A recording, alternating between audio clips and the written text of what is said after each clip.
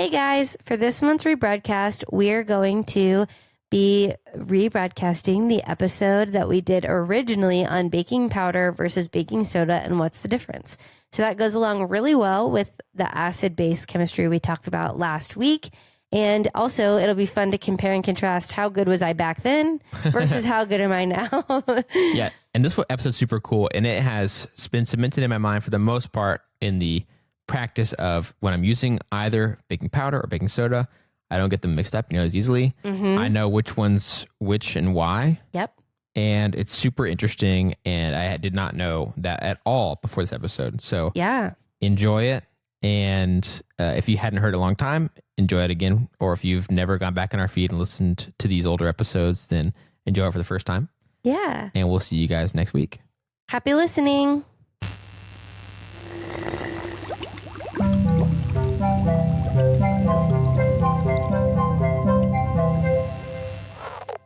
Hey, I'm Melissa. I'm Jam. And I'm a chemist. And I'm not. And welcome to Chemistry for Your Life, the podcast where we help you understand the chemistry of your everyday life. Okay, Jam, are you ready to learn what you're going to learn about today? Yes, I'm very ready to learn about what I'm going to learn about today. You're going to learn about baking soda. Wait, Okay. Hang on. Do you bake ever? Sometimes, but it's probably my least favorite part of cooking. Oh, wow. That is unrelatable to me. I know, I'm sorry. The least favorite category of cooking. I don't.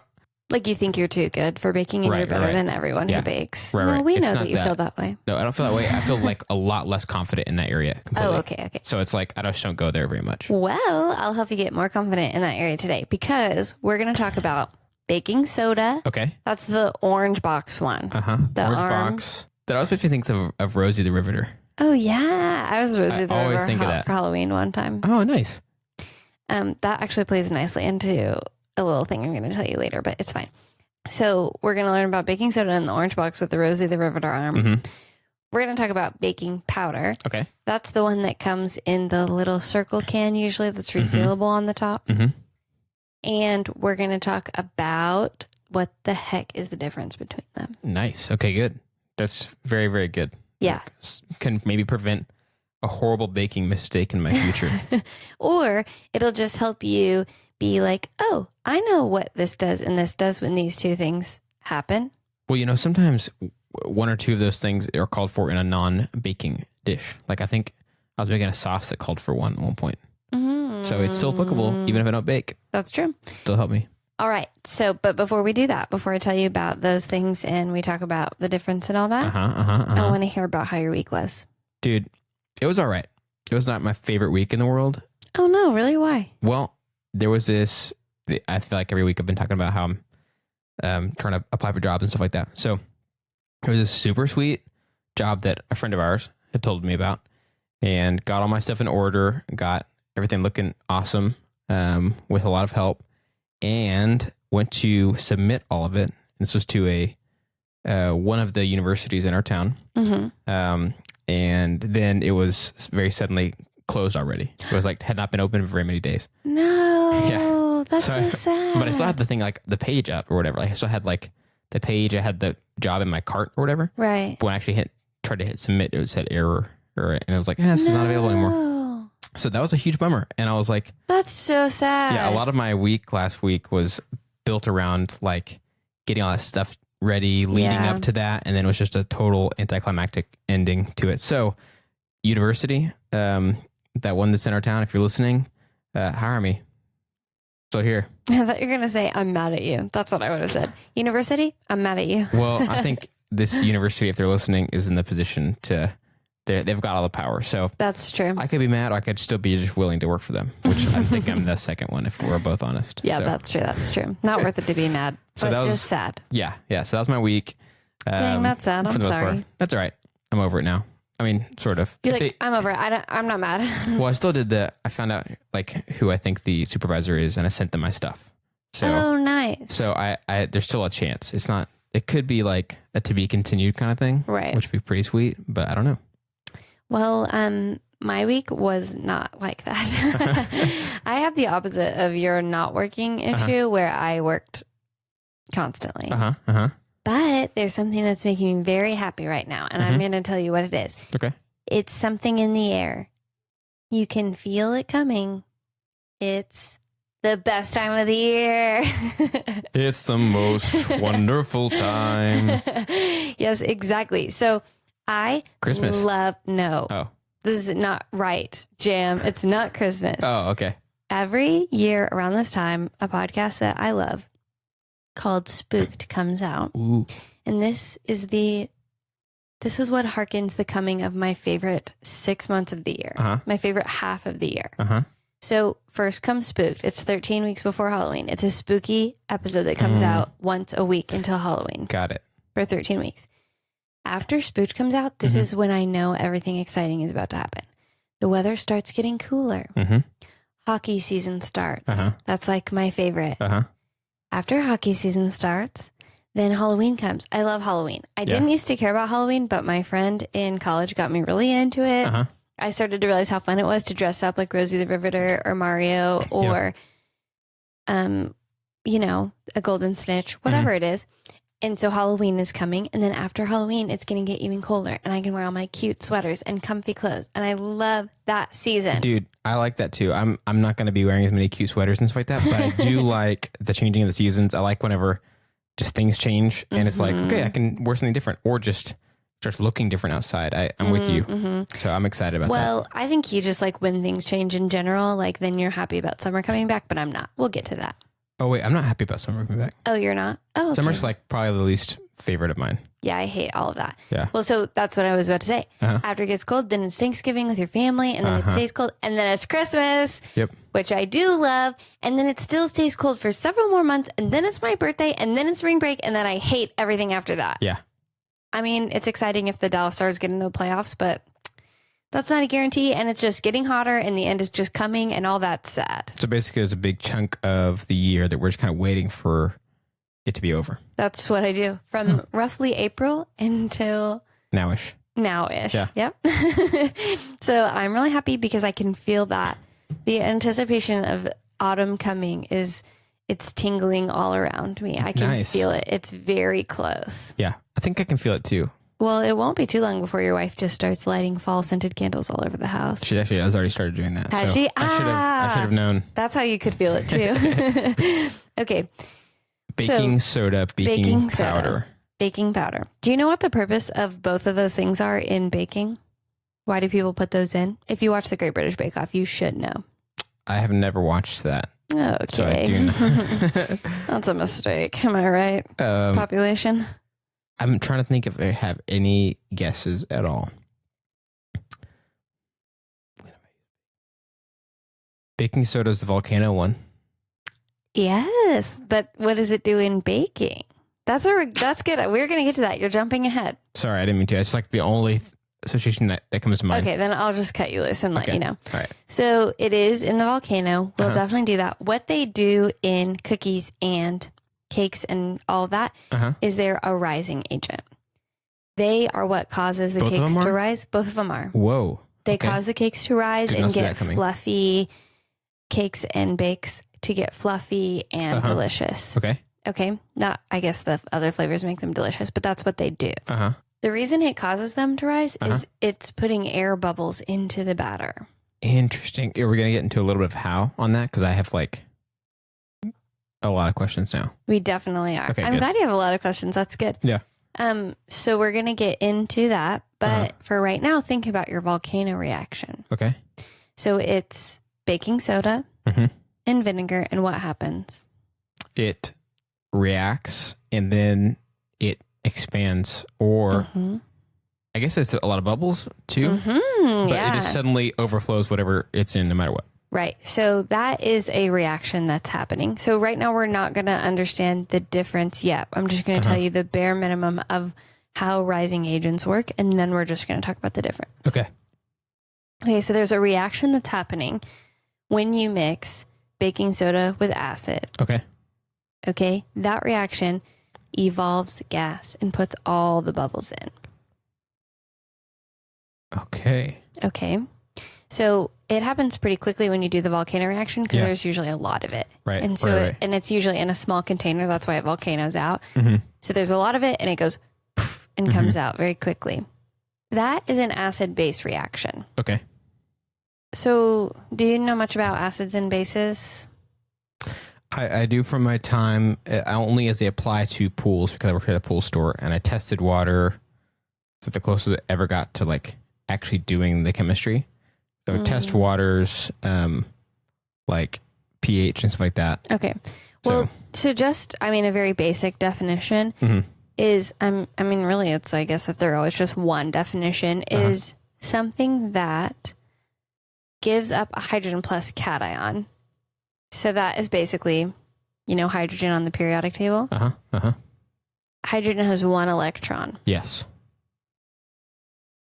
If you take that one electron away from the hydrogen atom, that's called a proton. It's technically a cation, but it's just referred to the H plus. When you lose an electron, you're positive. My cousin told me this joke to remember that you say, an atom ran into a bar and said, I think I lost an electron. And the bartender says, are you positive? That's how you remember. So it's just basically a hydrogen atom that's lost its one electron, so it's positive and leaves a proton is what we call it. Okay. So an acid is something that can give up that proton. Okay. And a base is something that can take that proton. Oh, interesting. So it's usually represented in science as basically an H plus moving from one molecule to another molecule. Wait, it can give up. Okay, I'm trying to wrap my head around it. So hydrogen wants to have one electron. Hydrogen naturally has one electron. And I'm not totally understanding the definition yet, only because I think in my head, acids are, I don't really have an understanding of what a base is so much in my like everyday life. That's very normal, yeah. But acids, I'm like, oh, dude, that's stuff like that burns, or it's like kind of intense, or things are like a little bit acidic, where it's like you can almost kind of feel it or taste it depending on the food or whatever.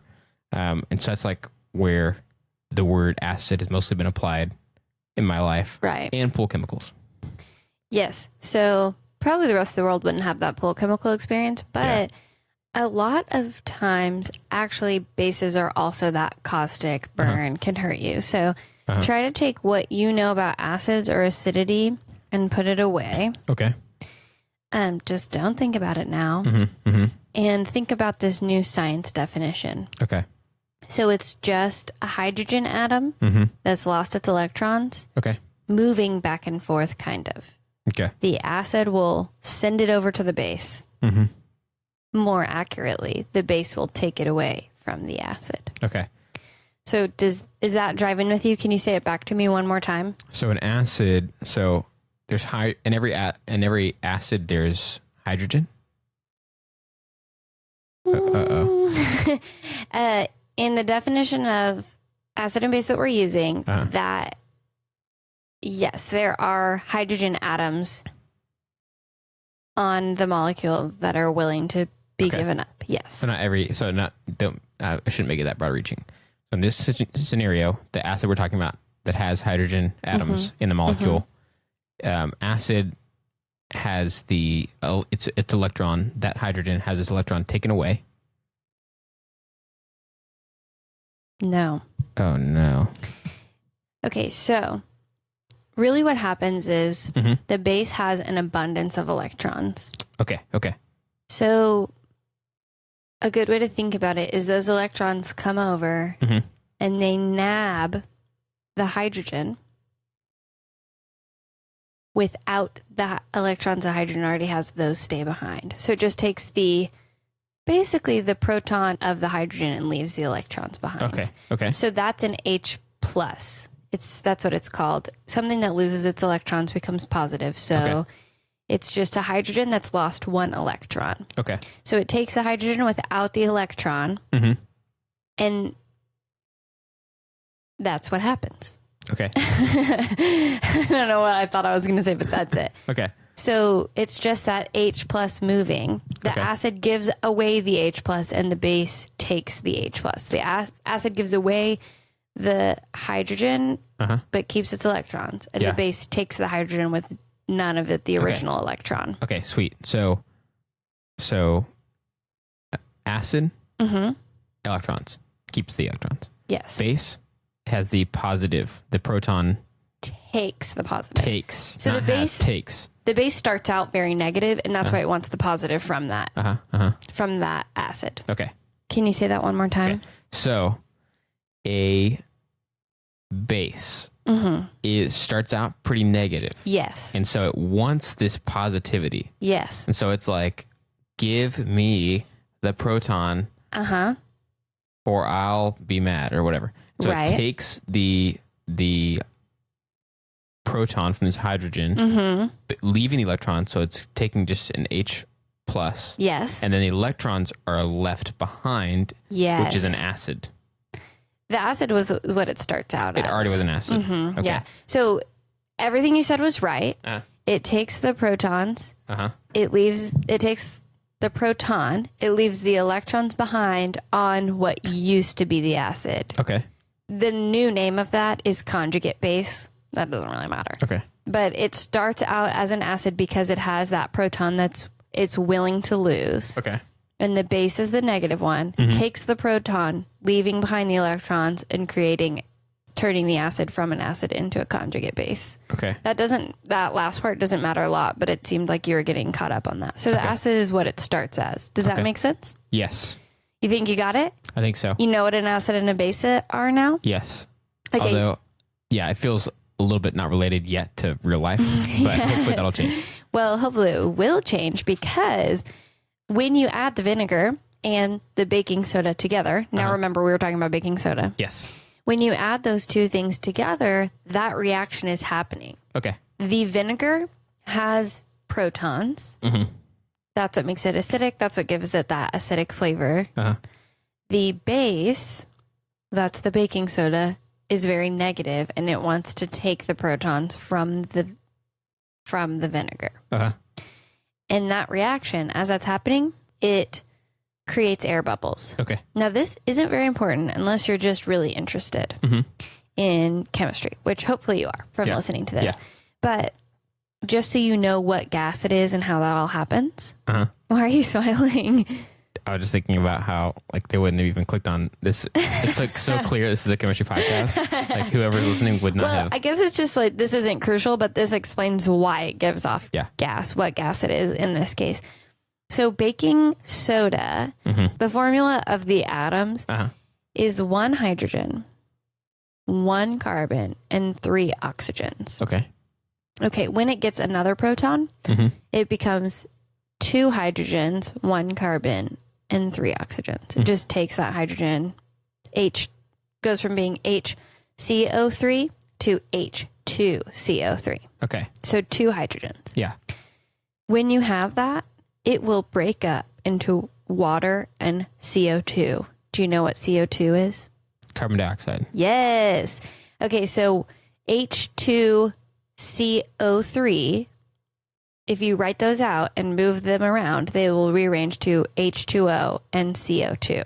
You have enough atoms of all of those to make that. And so that will naturally happen. After the baking soda gets a proton, it will break apart into H2O and CO2. Okay. CO2 is a gas. Yeah. Those are the little bubbles that you're seeing. Got it. And that's CO2 is carbonation. Yes. Okay, well, we're not there yet. Dang That's another lesson for another time. Sorry. That's okay. I was like, wait, I know where that is. Yes, that is in something else, and I have that on our list to talk about. Okay, so you're combining these two things, You're vinegar combining, yes, and baking soda, baking soda. and it reacts. One of the things that happens is that it takes, the vinegar is one that's taking. The vinegar is the acid. Yeah, no. It's giving. The baking soda is one that's taking, and it takes a hydrogen from... Well, a proton, because it doesn't proton. it takes a hydrogen without the electron, so that's key. But it does end up having an effect on the makeup of the leftover stuff. Because it's still a hydrogen, Yeah, it takes a hydrogen without the electron. And then that changes the... while that's all happening, air or bubbles of gas are created, which is carbon dioxide, because the main letters, which is 1 hydrogen, 1 carbon, and 2 oxygens. 3 oxygens. Because it has to give 1 oxygen to H2O and keep 2 oxygens behind for CO2. So baking soda starts out as 1 carbon, Mm-hmm. 1 hydrogen, Mm-hmm. and 3 oxygens. Yes. And then when the whole reaction is happening with the vinegar, Mm-hmm. it takes a hydrogen minus the electron. Yes. And then because of that, things get reconfigured Mm-hmm. where the letters of the different elements that are there, Mm-hmm. one of them becomes CO2, which is the gas that starts bubbling Yes. like crazy. Yep. The other one's just basically water, It is water. H2O. Yep. And then it's like, it's all going on all at once. But that's like, Yeah, and really, scientists know a lot, but it's hard to say. I don't know if they've looked into exactly how this happens. uh-huh. I would assume that before it breaks up, first it becomes H2CO3 and then it breaks up. Uh-huh. So I'm sure I could look into that and find out if that happens in that order or if some other mechanism happens where immediately it forms the other two, but it doesn't matter a ton. Okay. It is my instinct that the H2CO3 forms and then the H2CO3 breaks up very quickly into H2O and CO2. Okay. And we can put that on there so that we can put that on there. We can put that on Instagram so that you guys can see, and Twitter. I love my Twitter peeps, my tweeps. You can see sort of how the H2CO3 breaks into H2O and CO2. I think it'll be easier when you can see those letters spelled out. Yeah. So, and you don't really have to worry about the bonds breaking or how they rearrange unless you want to go into science class. You'll learn all about that. It doesn't matter a ton. All you need to know is that happens, and that's how gas is formed. Okay? Got it. So, you got it. You know what happens with a vinegar reaction. Now, if you put that base into your baked goods with something acidic, like say if you're making a lemon cake, lemon juice is acidic. It's got those protons going on. Yeah. So you put baking soda and lemon juice and everything else in your batter, and then you pop it in the oven. That reaction is happening much slower, or not much slower, but it's less violent, less intense because it's not as much stuff. It's just a little bit of the baking soda, a little bit of the lemon juice, and they're not as close to each other or any of that. Which is kind of good because you want like a volcano of a cake in your oven. So, and as you add heat, usually reactions happen faster. So I would assume that what happens, you put all that batter in, it's probably a reaction's already starting to happen. You can usually see a little bit of bubbles in your batter before you put it in the oven, right? Interesting. Can you think of that? Can you think of seeing that? If you've made a cake from scratch. Yeah, I think I've just thought of it as like things settling, but yes. Yeah. I have one lemon cake that I make that there's a lot of rising agent, and you can see that bubble. That bubble starts straight away, and that means that it's kind of on a timer. You got to get it in that oven quick because the reaction's already happening.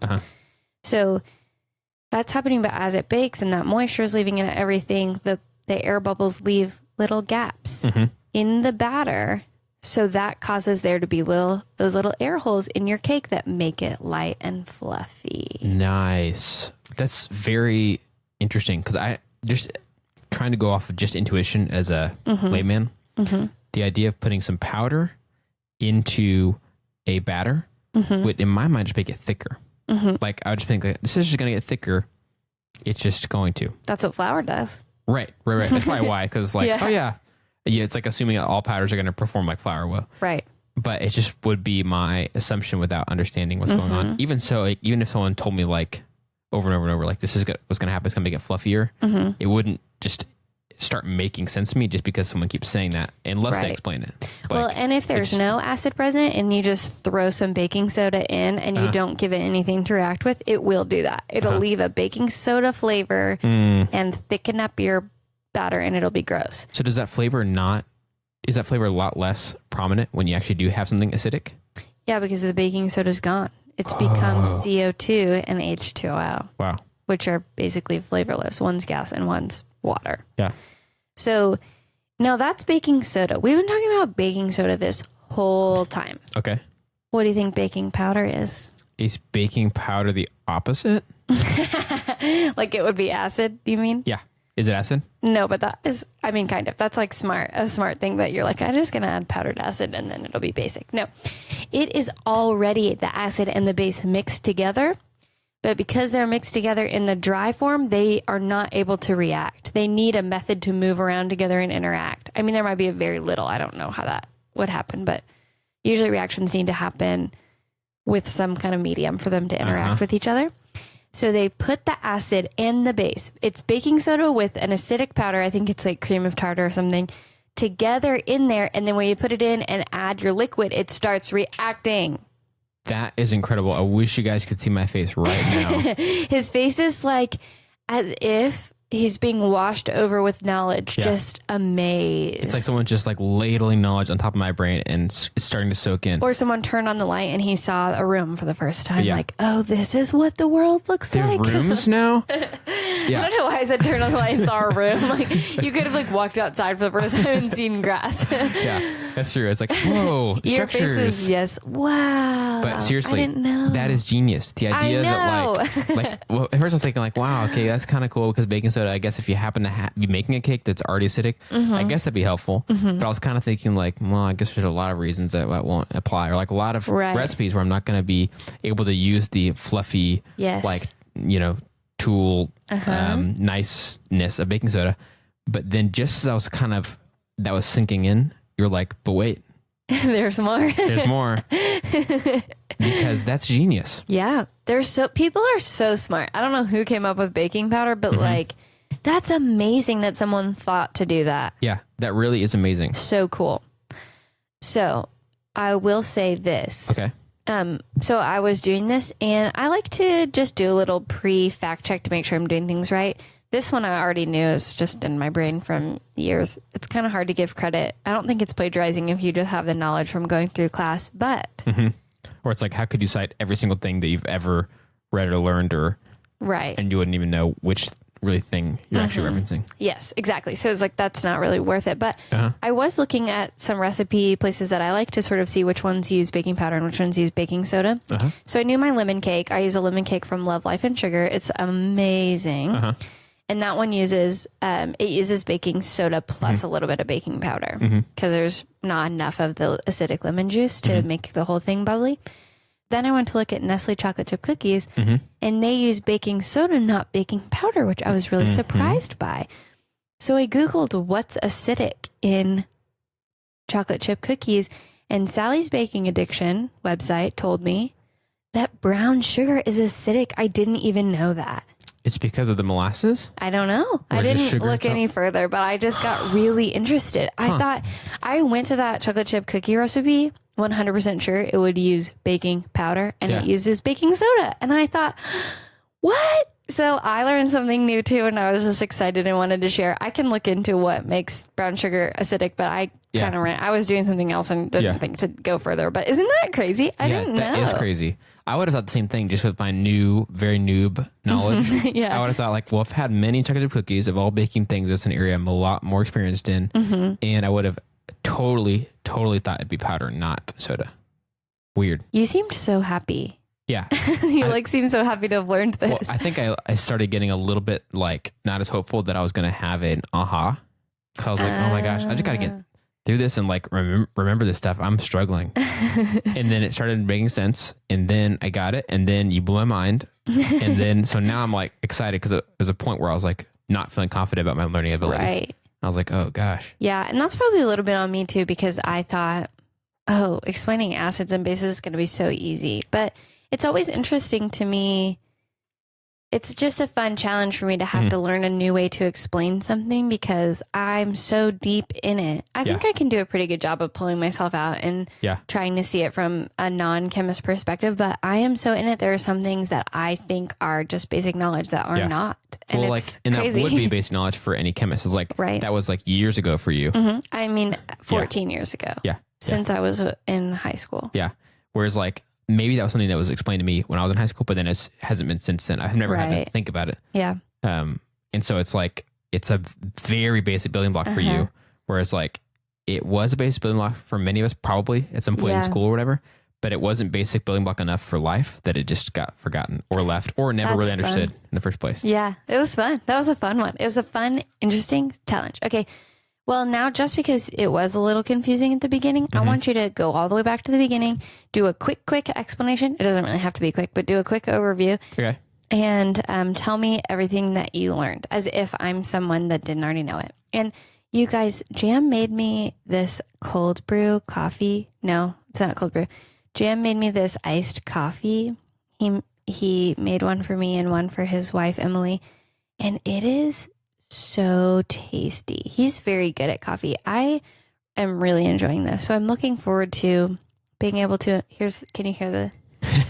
Yeah, I'm it's coming through. looking forward to being able to drink this delightful drink while I learn. Okay, so from the very beginning, acids and bases are different. Mm-hmm. That's true. Okay, one for one. Bases take away in this scenario, take away the hydrogen. I should clarify that. There are different definitions of acid and base. Mm-hmm. This is one. This is the general one that most people think of when they think of acids and bases. Mm-hmm. There are other definitions that different types of chemists use. It doesn't matter a lot. I just didn't want you to think. I wanted you to have the whole picture. Okay. So it's not a big deal that you have to say in this scenario. This is the most common type or definition of acid. Yeah.